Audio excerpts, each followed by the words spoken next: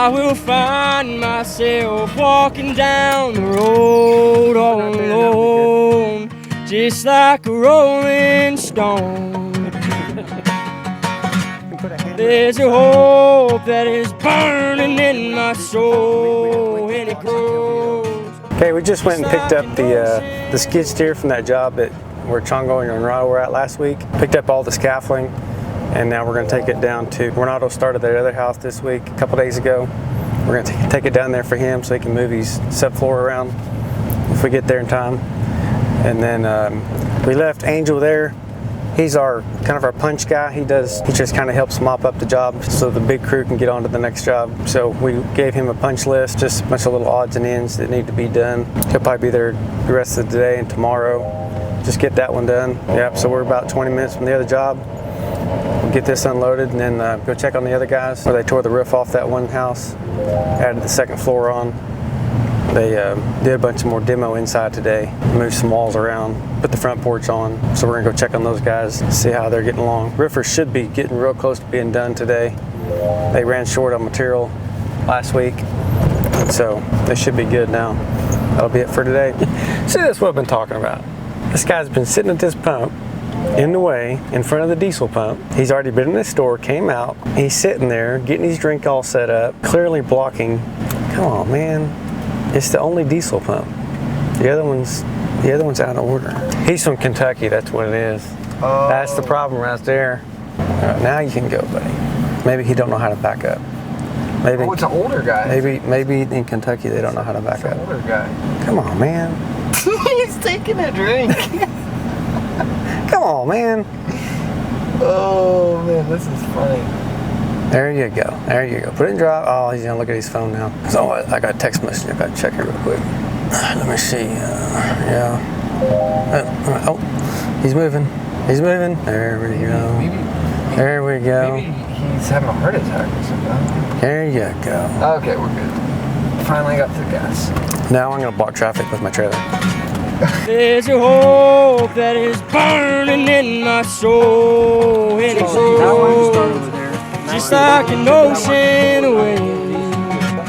There's this storm cloud in my way, and it keeps on pouring down, sees pain. Well, this wind stirs up the hurricane, and I'll keep on drowning as long as you're away. Okay, so whenever we do the headers and exterior walls on a 2x6 wall, we got the okay from the truss company, which they do all the engineering on this. We actually space the two LVLs apart. So we got one on the bottom, and then we got them spaced, and there's a gap in the center. And then I leave the top of the header open where they can do their spray foam down inside there. So used to we would put these two together, unless we're told otherwise. They put them together and they'd insulate either the outside or the inside, whichever way they want to do it. But I prefer to do it this way.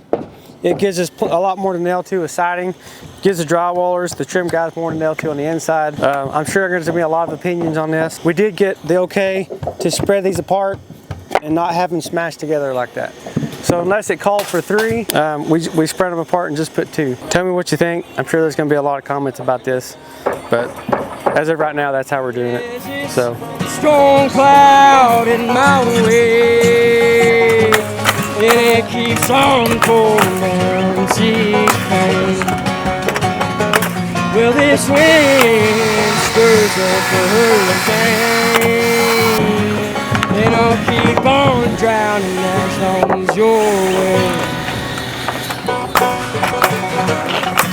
'Cause I am lost amongst these North Country stars. Please find me, lead me on. Tub where she can, the window down where she can look out the window. There's lunch out there. Yeah.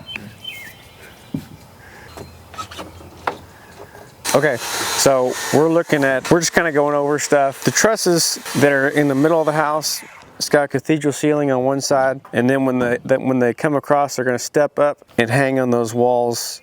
There's 14-foot 6 walls and there's 16-foot tall walls, and so they've got a notch They got a little notch where they sit on those walls, and so we're just kind of making sure everything's done correctly.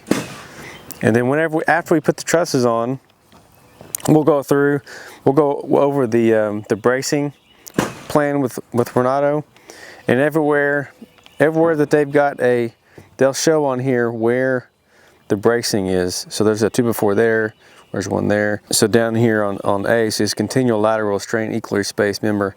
So that's just where they want this bracing on there. Some of these guys here, that's what I'm talking about there. The other ones are just got bracing through there. Usually it's 10 foot or less on the bottom cords. There'll be 2x4s on the top cords that the piggybacks will sit on top of, and those will be every 2 feet.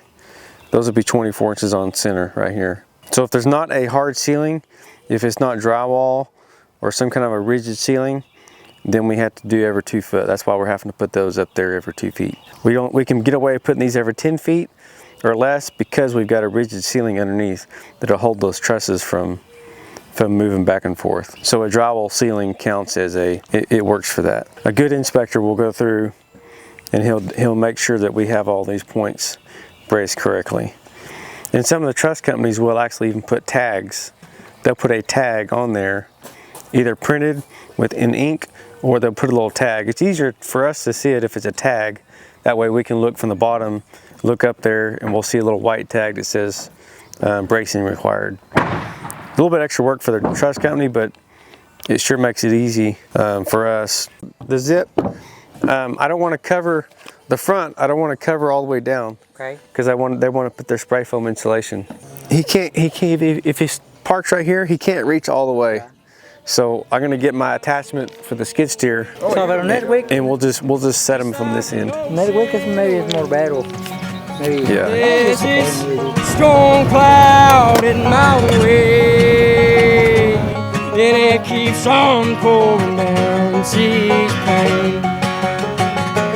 Well, this wind stirs up a hurricane, and I'll keep on drowning as long as you're away. As I am lost amongst these north countries. So we're back out here at the lake house. We're just checking on progress. They started with getting the roof decking on. I'd say probably 2/3 of it done. They got a bunch of the back done. They got all their zip tape on, got it rolled. So we're trying to get the house keep the water off of it. It's starting to rain a lot now. Hopefully a couple more days we'll get the roof on it completed. That way they can start getting the inside dried out a little bit better. Dumpster's full, so we've called for the dumpster to get emptied. We just gotta make sure that everybody stays out from in front of us when the guy comes. Sometimes they pull up, and if it's stuff's in front of it, they'll just leave. We gotta make sure that stays clear so that they're moving along. We're getting there. There's a hope that is burning in my soul, and it grows just like an ocean wave. There's this storm cloud in my way, and it keeps on pouring down. See